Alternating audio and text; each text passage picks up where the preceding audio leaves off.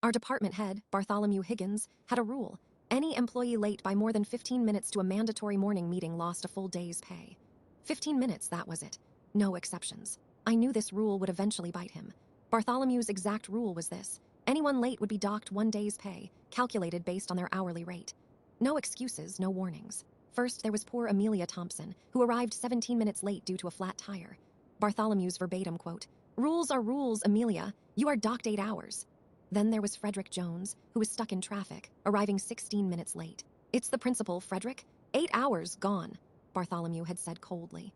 The man was exhibiting the fundamental attribution error, judging others based on their behavior, ignoring the external circumstances that contributed to it. I, unfortunately, was depending on this job to cover my mortgage payment. I couldn't afford a single missed day's pay.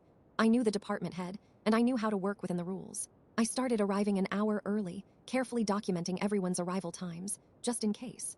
I took screenshots of the digital clock on my phone, watermarking each picture with the date and time. I had a small notebook, meticulously logging the time each employee, including Bartholomew, arrived. The minutes ticked by. At 8:45 a.m., the mandatory meeting was about to start, and there was still no Bartholomew. 8:50 a.m., silence. I could feel my pulse quicken. 8:55 a.m.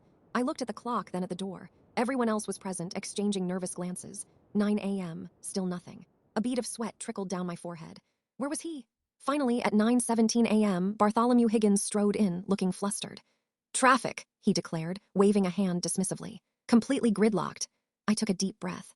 "Bartholomew," I said calmly, opening my notebook to the relevant page. "Page 23, Section B, your rule on tardiness." He frowned, then looked at the clock. Others in the room began recording with their phones. Just then, the regional manager, Beatrice Ramirez, arrived. She was carrying a file. "Bartholomew," she said, her voice neutral, "I have the security footage time-stamped. You arrived 17 minutes after the meeting's scheduled start. According to departmental policy, this constitutes a loss of 1 day's pay." Bartholomew's face fell. He was experiencing the reciprocity principle. He was receiving the consequences that he had forced on others.